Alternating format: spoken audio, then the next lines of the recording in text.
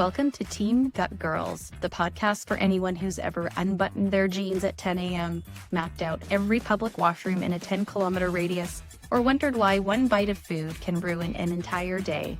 We talk about bloating, constipation, diarrhea, reflux, nausea, abdominal pain, histamine chaos, and all the quiet gut symptoms you're told to just live with. Join naturopathic doctors Dr. Whitney Baxter, Dr. Christina Carew, and Dr. Dominique Vanier. Your gut is talking, and we're here to help you translate. You're with Team Gut Girls now. Let's dig in. And before we dive in, just a quick note. This podcast is for educational and informational purposes only. It's not meant for medical advice and doesn't replace working with your own healthcare provider. We're sharing general information, not diagnosing or treating anyone. Please always talk with your physician or licensed healthcare practitioner prior to making changes to your health, medications, or supplements. Welcome to another episode of Team Gut Girls, where your favorite naturopathic, gastroenterology, gut-focused doctors come together to dispel myths and help you to understand what your doctor and the internet is telling you. I'm Dr. Christina Carew. I'm joined by Dr. Whitney Baxter and Dr. Dominique Vanier. And today we're going to talk about Something if you've ever felt uncomfortably full after a few bites of food. You might have felt like this before. It's quite common. Felt like food just sits in your stomach, or you're having some like higher abdominal pain, bloating, burping, or nausea, maybe some burning. This episode is for you. Today, we're talking all about a gut connection called dyspepsia and a bacterium called H. pylori. So these clusters of symptoms is referred to as what we collectively call dyspepsia.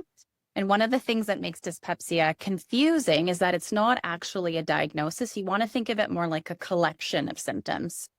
But there's actually an exception to this that we will go over pretty thoroughly in this episode. Functional dyspepsia is a real diagnosis. So let's talk about when someone develops dyspepsia. The next question is, why? And sometimes there is an identifiable cause. We call this organic dyspepsia. So we think about like organic dyspepsia. This is where we start when we're trying to determine what's going on with somebody. And we're going to look for things like stomach ulcers, if they are on certain medications that have led to these symptoms, gastric or even esophageal cancer. And one of the most common causes worldwide, which we are really diving into deep today, is Helicobacter pylori or H. pylori. And like Whitney just mentioned earlier, this is a bacterium that lives in the stomach. And in some people, it causes inflammation of the stomach lining. And that's where we see all these symptoms. It's really due to this level of inflammation that's happening. So we'll see things like upper abdominal pain, burning, nausea, indigestion. And because it's such an important cause of dyspepsia, current guidelines will recommend testing for H. pylori pretty much right away when patients present with these symptoms. okay. So if someone tests positive for H. pylori, we have our answer. It's this whole reason why we have upper abdominal pain, bloating, burning, right? Right. It's super simple, and our episode is now over, so we can go. So this is where that gets a little bit nuanced. So sometimes yes, but it does get interesting. So many people with dyspepsia symptoms test negative for H. pylori. They may have gone on to have like an endoscopy, which is the scope that goes through the mouth into the stomach, into the upper part of the small intestine. And that can be normal. They don't have any obvious structural explanation for why they feel the way they do, but they still have symptoms. And that's where functional dyspepsia comes in. So it's not a structural issue. It's a functional issue. We've talked a lot about other functional digestive issues on other episodes, but functional dyspepsia is what we call dyspepsia symptoms that really can't be explained by anything else, other conditions that we have already worked up for. So interestingly, this functional dyspepsia accounts for up to 80% of dyspepsia cases in clinical practice. So today's episode, we're really trying to have a goal of helping you make sense of your symptoms. We're talking about when there may be an identifiable cause, such as H. pylori.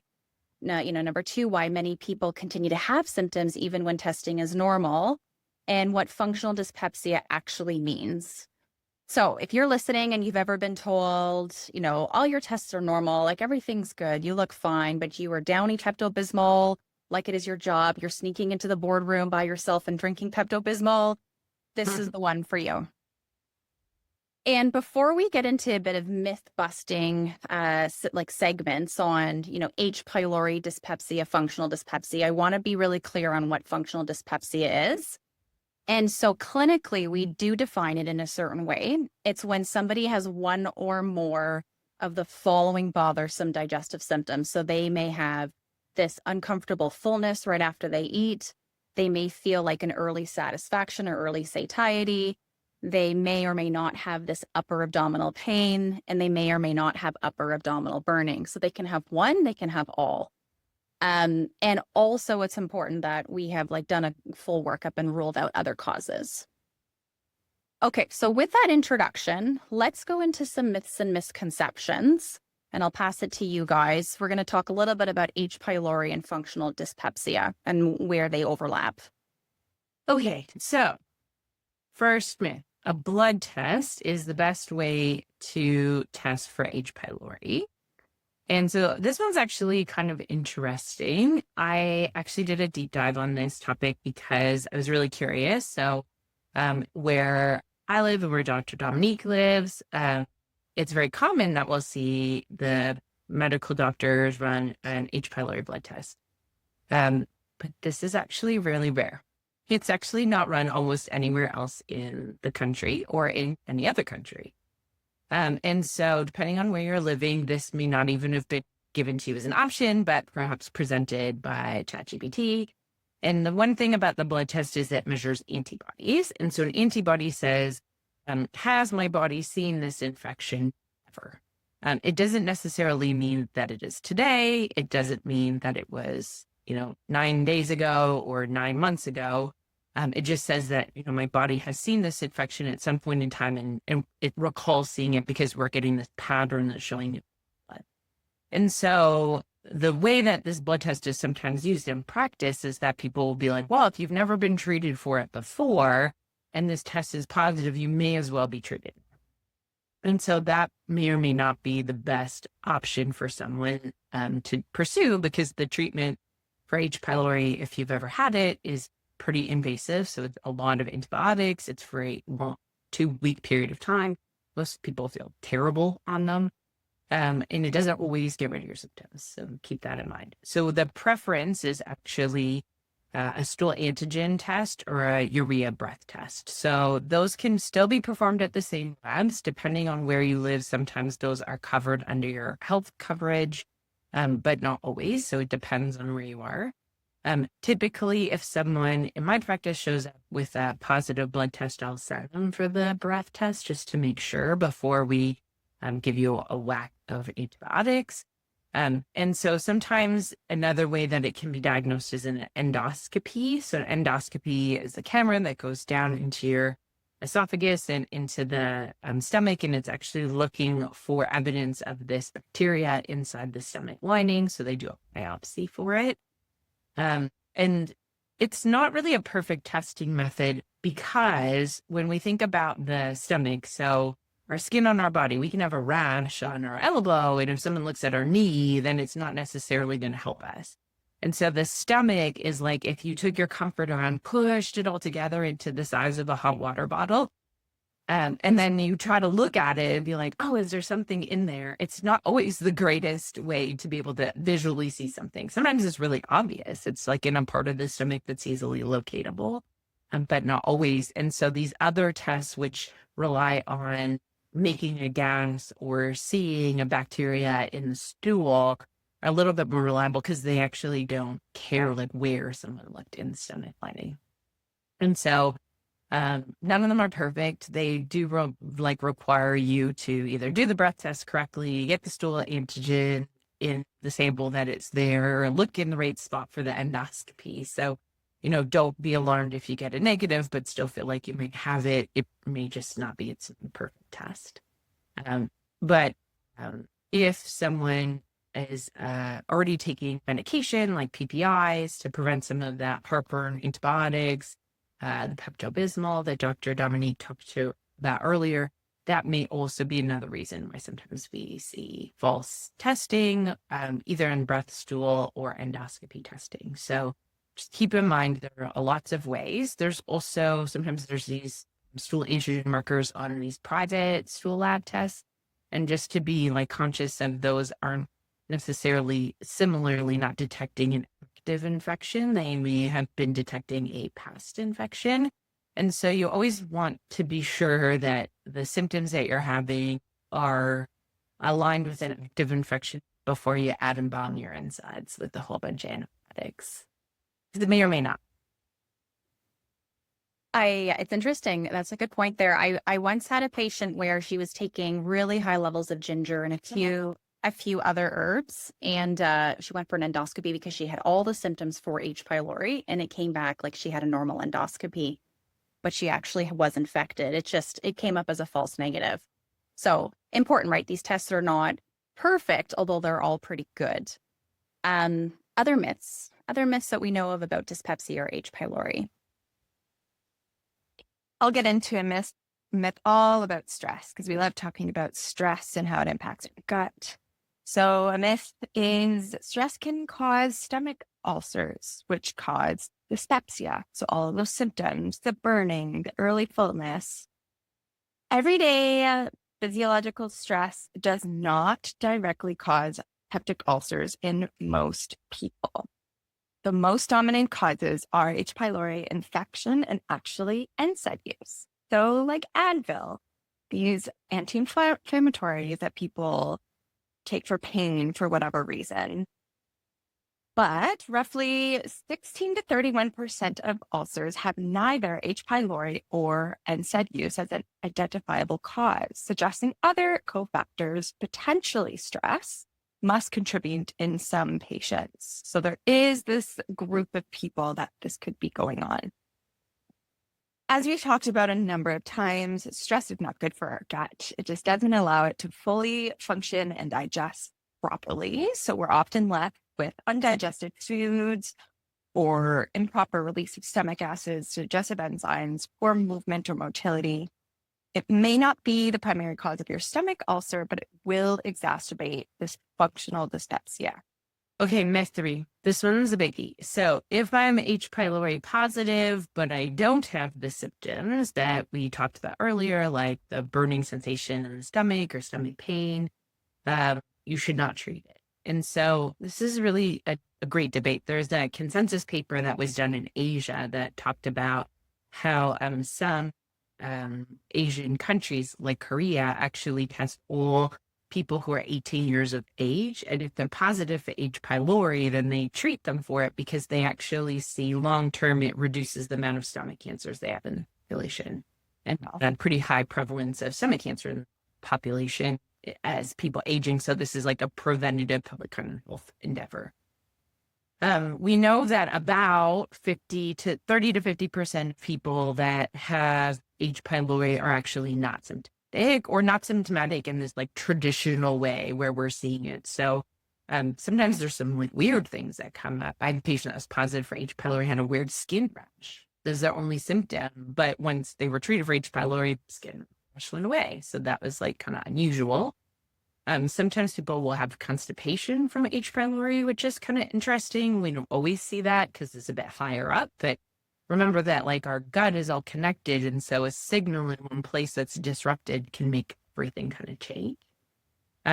We do know from the current research that about 2 to 6% increase, or you have a 2 to 6% increased fold chance, meaning like doubling to 6 times.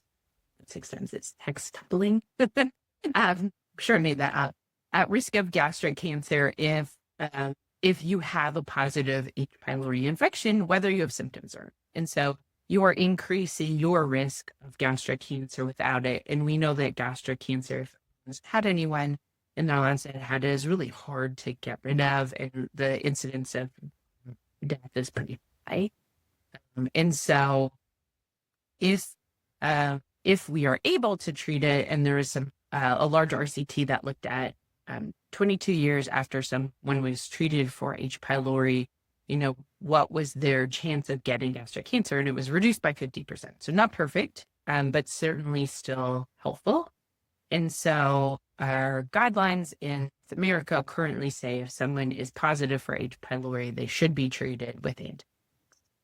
So a long way around of saying if you're positive, even without symptoms, you should consider getting treatment because it has some long-term effects that might be really worthwhile. And people are often afraid of antibiotics, right? Like they don't want to take them if they feel good. Like, why would I take it if I didn't even know I had this? But using these numbers and the risks and just breaking it down for people, yeah, this is a really hard protocol. I want you to try to get to at least 10 days. I'm going to check in with you.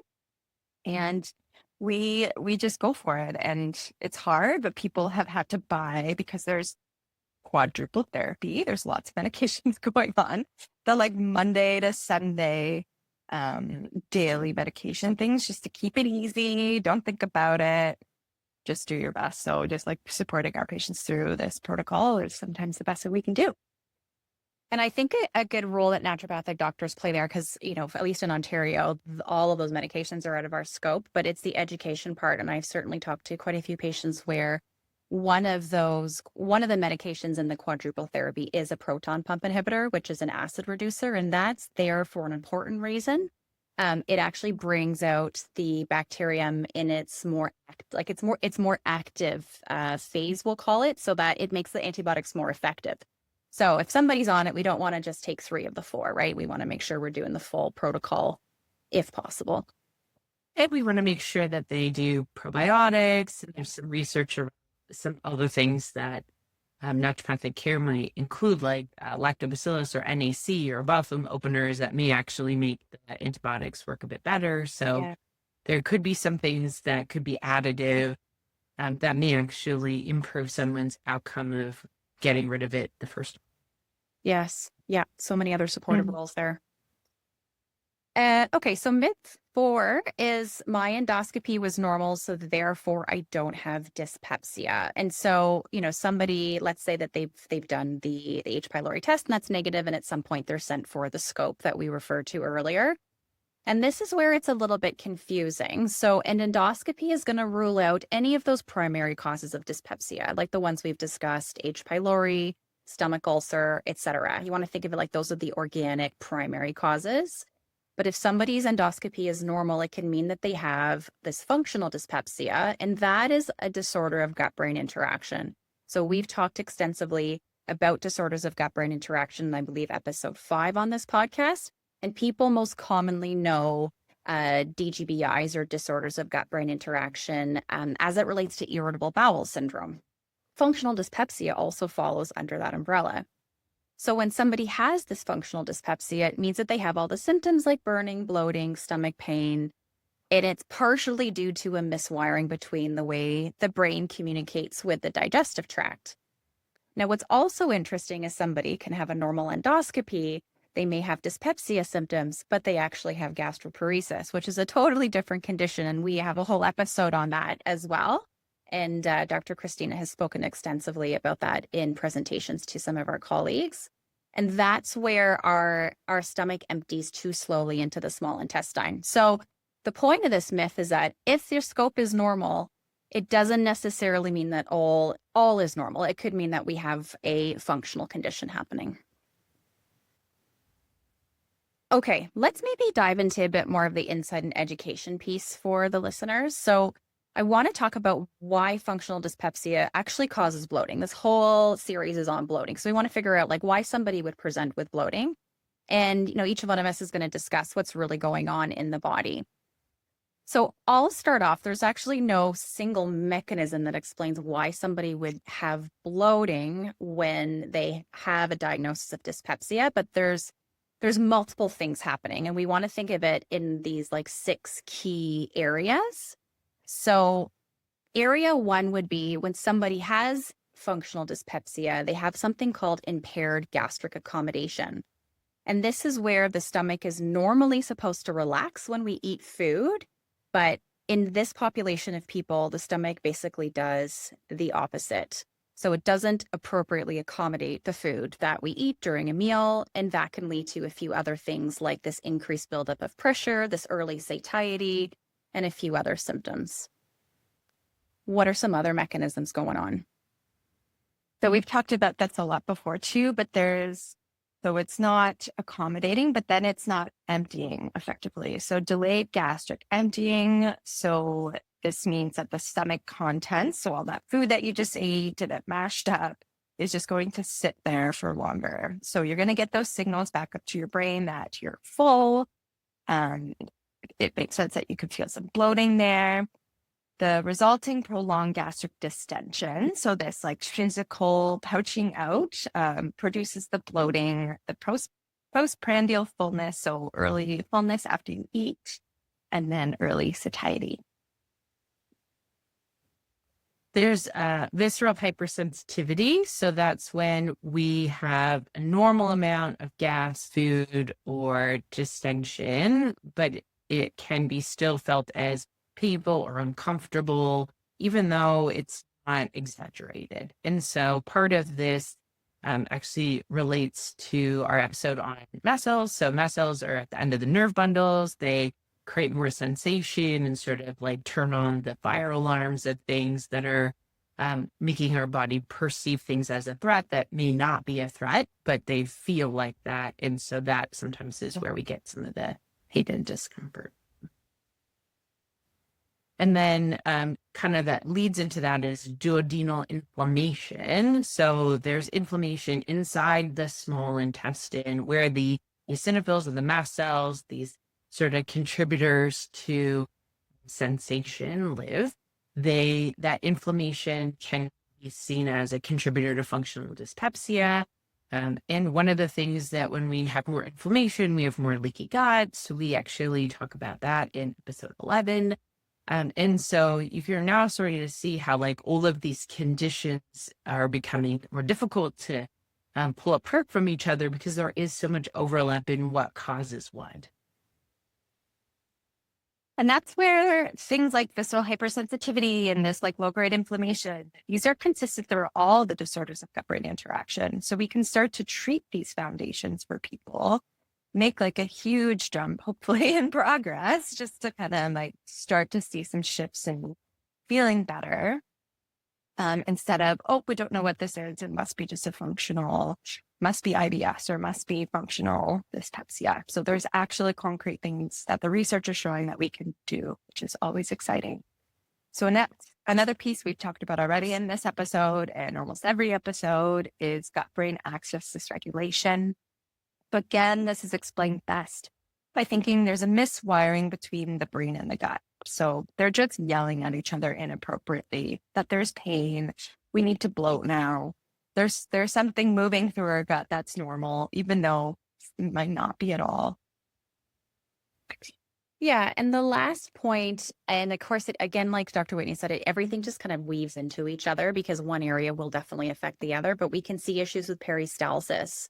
And so sometimes, but not always, that's impaired in functional dyspepsia, and that's going to affect the speed at which things move from the stomach to the small intestine. It impacts motility, and then we're more likely to see gas and bloating.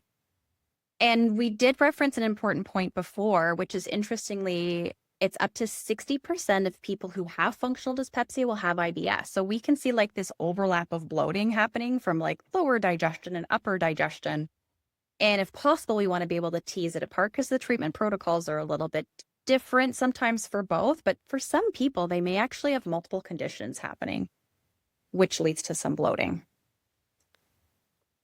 So, okay, let's talk about how to approach this for people. There's a testing algorithm, which is sometimes nice for us to see in the naturopathic medical world. We can like talk you through next steps and what to expect, whether you're going mostly through the conventional system because we cannot refer for imaging or scopes. So for dyspepsia, an important point is that the endoscopy is the gatekeeper. So whatever happens with that endoscopy, what that result is, that's going to diagnose all types of dyspepsia, and then you'll know your next step. And I did a presentation on this a little bit recently because it's really that scope. And so again, it's out of the scope of naturopathic doctors, at least in Ontario. But when the decision is made by somebody's family doctor or even gastroenterologist to do an endoscopy, it tends to be based on a few different things. But the guidelines from 2017 for both Canada and the US do say that it has to do with age, typically, at least as a starting point. And so somebody who is above 60 and has these dyspepsia symptoms is much more likely to be sent for an endoscopy versus somebody who is under 60. And the majority of people will automatically be tested for H. pylori. And again, we talked a little bit earlier about, what that first testing may look like. It still sometimes is a blood test, but sometimes a stool test and sometimes a breath test. And if this is negative, then they will typically be given an empiric trial of a proton pump inhibitor. And that's the main acid blocking medication. So again, they haven't had a scope yet. They've been given a medication first to see if they respond to it. If they still have burning, stomach pain, bloating, etc., only at that point are they often referred for an endoscopy. And there's certainly exceptions to this, right? If somebody has like a strong family history of gastric cancer, or if they're like in an area that has a higher rate of gastric cancer, that may change the decision-making process. But what I think is important here is that symptoms alone cannot distinguish organic dyspepsia from the functional dyspepsia, which is, again, more of a disorder of gut-brain interaction. And that's where the endoscopy comes in, but not everybody gets a scope. And so some patients sit in this like diagnostic dilemma, we'll call it, where we think that they have a functional condition, but we can't say for certain. We're going to treat it though, like they do anyway. So, let's maybe go into when people are recommended a PPI and how that looks and kind of the timeline there. And I'll pass it to Christina for that in terms of what happens when somebody is given a PPI. Yeah. So as Dr. Dominique referred to, sometimes you're given a PPI. So they usually end in azole, lanzaprol, pantoprazole. They are usually in this PPI family, which is a proton pump inhibitor. Sometimes if you have an allergic reaction or not sensitive to those, you may be given an H2RA, which is a histamine 2 receptor antagonist. Both of them are designed to lower the stomach acid in hopes that whatever is contributing to the symptoms when the stomach acid is lower just has an opportunity to heal. So think of it as like a rest for your digestive system in some ways, where your body has this opportunity to heal because it's not being irritated by the acid. And it should be a temporary measure. So most of the packaging instructions say, use this for up to 3 months. And what ends up happening, lots of times the patients that come into our practice might have been on for 25 years, 30 years. And so, is that an appropriate use of the medication, and what are some outcomes? We know that there are some other things that we need to worry about from a long-term care use.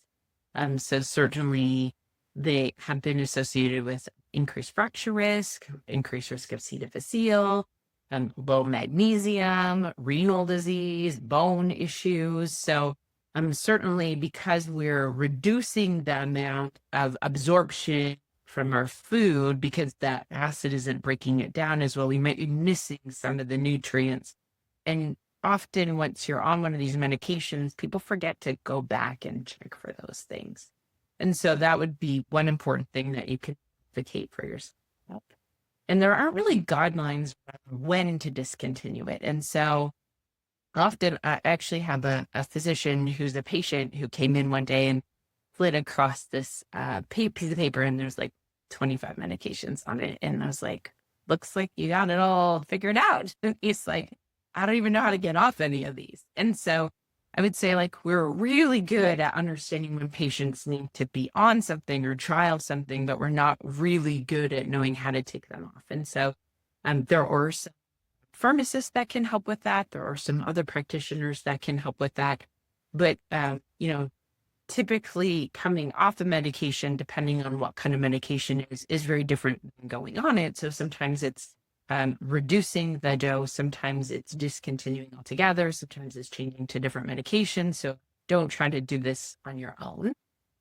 But there may be some benefit in trying to come off of it. It doesn't mean that all those symptoms are suddenly going to come back if they were gone.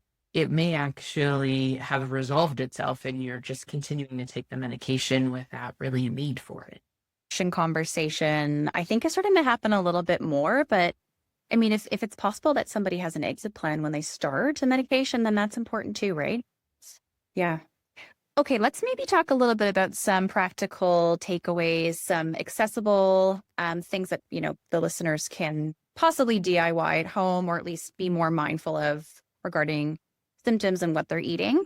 We want to keep in mind, though, that like functional dyspepsia is heterogeneous. And what we mean by that is no two people are going to look exactly the same that have functional dyspepsia. So something that's going to work well for somebody may not work as well for the next, or vice versa. So it's really important to work with, your practitioner, naturopathic doctor, and find the right plan that fits for you. But let's dive into maybe some food, pain, and then brain gut therapy. So we'll start with food. So food can be challenging, right? We've talked previously about taking all the foods out of the diet and then being mindful of the fear of putting them back. And so we always want to be careful around that. And there are some sort of like universal things that are often told to people who are having dyspepsia symptoms, like stop citrus or stop coffee or don't have tomatoes. And sometimes I would say that people come back in like, well, I've never tried that again because someone told me to take it out. Back to our discussion earlier, I think that was in episode 4, that being mindful of how a food makes you feel is really important, but not excluding everything because, we're both missing things that we might get nutrition from, but also be missing things that we just enjoy. And so food should be about eating and about having a good time eating and not just like literally being stressed out about eating. So there are some dietary changes in this case that may help. Sometimes being mindful of if you are taking that medication that lowers the stomach acid, that may make some foods feel more triggering at a time because they're not breaking down as well. Also be mindful of like other medications that you're taking that may also exaggerate that. And so tracking your diet as a starting point without taking anything can be a great way to kind of just see if there's any commonality.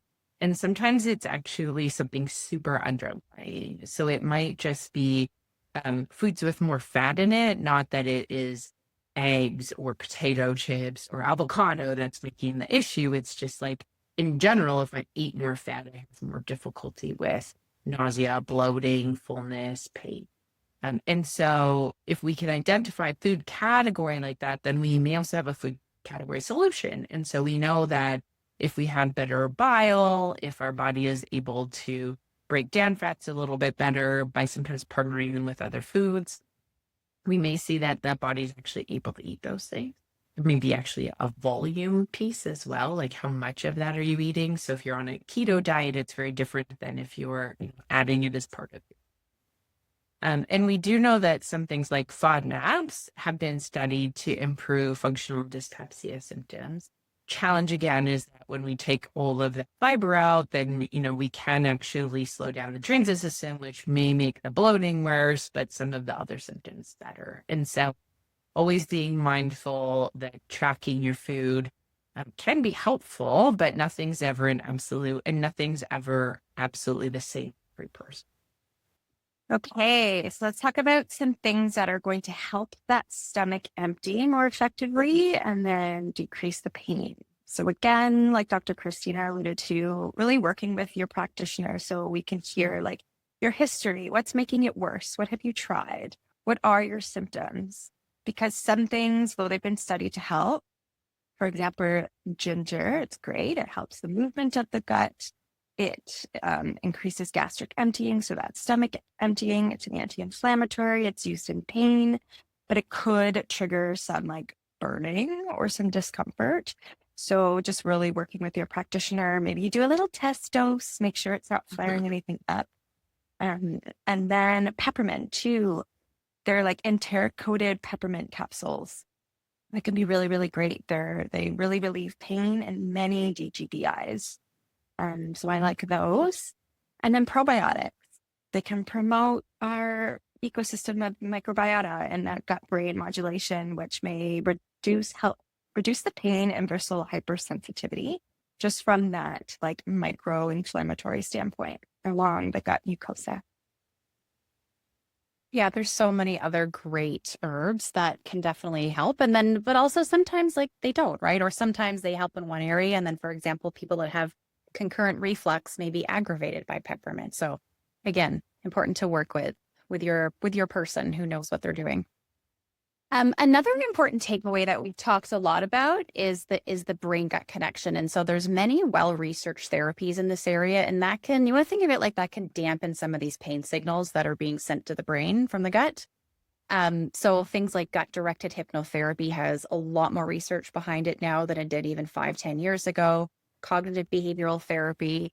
I know we've talked pretty extensively about diaphragmatic breathing and how that is supportive for the nervous system. And again, it's about the central nervous system aspect or mechanism behind the pain in some people with functional dyspepsia. So often with like the recommended treatment plans is really working on how the brain communicates the gut is part of it for at least for some people. And then, like we mentioned earlier, we want to talk about whether there's anything else going on, like a lower and upper digestive condition. So for some people with dyspepsia, they're also going to have that concurrent irritable bowel syndrome. And if they're experiencing constipation as part of their IBS, is that actually may worsen functional dyspepsia. So important to figure out, do we need to move the bowels even a little bit better to see improvement higher up? Okay. Also, add to this is like hiatal hernia. So hiatal hernia can present like functional dyspepsia where we're getting symptoms, and sometimes it's really challenging because in a hiatal hernia, the diaphragm is supposed to keep the esophagus from and stomach from bunching up together, essentially. So it's like a level or a shelf that keeps the stomach below the surface. And if the hole that the esophagus goes through is like overstretched, then the stomach can come through the hole. And so why that sometimes is hard to diagnose is because on a gastro exam, like an endoscopy, it may not be happening right at that moment. And so it's like a thing that happens over time. It's like running and you pull your hamstring and then you finally get into the physio and you're like, well, it actually feels okay today, right? It's like those things can shift and change. It's not that you can't have that whole overstretch where the stomach is coming up through the diaphragm. It's just like when you're lying down under anesthetic on a table, it may actually not show up. And so some of these might be things where you do need to see an osteopathic practitioner, physiotherapist, someone who can see you be quickly and also in those moments where you're getting some of the symptoms. And because there could be some functional pieces behind it that we didn't discuss here that may be contributing to the symptoms. And so this is, the only thing that might be happening if you have dyspepsia symptoms. So keep that in mind. The gut can be like the wild, wild west for some people because they can have a hiatal hernia and they can have no symptoms at all. So yeah, it's this is where the testing and the workup is important. And so on that note is when we are talking about this with our practitioner, let's say somebody's had, chronic symptoms that we've discussed earlier, and they're really looking for help on this, is what are some kind of key takeaways that they can use, or what are some points that they can bring to their practitioner? And even before they have that meeting, I think tracking is really important. So this is helpful for your practitioner because it shows that you've been collecting some data for a certain amount of time. So for example, paying attention to whether there's early meal fullness, whether somebody's having pain or burning, and is that happening independent of meals? Is it happening with meals? And also noting what makes it better or worse. And that would be paying attention to food, if it's exacerbated by stress, if you went on vacation and you felt better, if you felt worse, things like that. It helps you to really understand when things are starting to feel better too, right? Like if there are subtle changes after, you I notice I have a lot of high fat foods. I didn't think of that before. And I started this treatment and that's getting a bit better. So these subtle things that you can track really help just document progress. So here are some questions that you can ask your practitioner, some more specific things. So have we ruled out H. pylori? And what tests did we do? So just a reminder, there's the serum or the blood test, the breath test, and the stool test. So they're not all perfect, but we tend to lean towards the breath test and the stool test. If the PPI isn't working, that proton pump inhibitor, what are my next options? Should I try something to speed up the gut? So prokinetics, neuromodulators. So those are things like anti-anxiety medications that we're using at a lower dose to help that pain, that gut-brain interaction.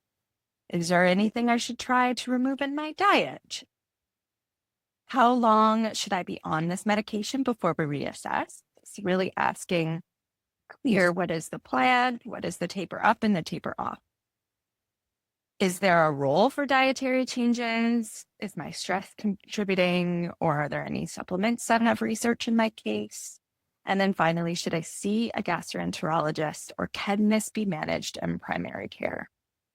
And then making sure you tell your practitioner if there are any red flags. So red flags are things like weight loss, vomiting, trouble with swallowing, not able to eat even once a day because you're finding that it's too irritating. So sometimes people will go on extended fasts, making sure you're telling someone that.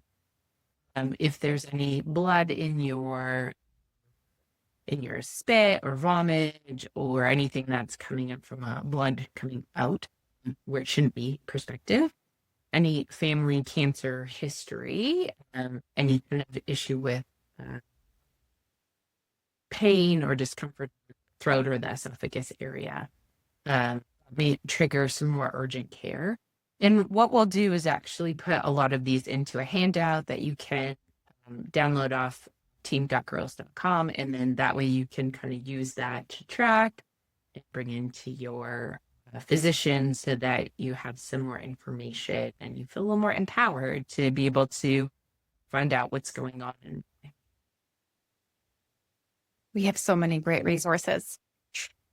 So let's wrap up this episode. I want to leave listeners with 2 quick recaps. Number 1, if someone has stomach pain, early fullness, burning, and other upper digestive symptoms, we want to rule out whether it's caused by something else like H. pylori, or if it's a functional issue. So it's not a structural issue, it's a functional issue.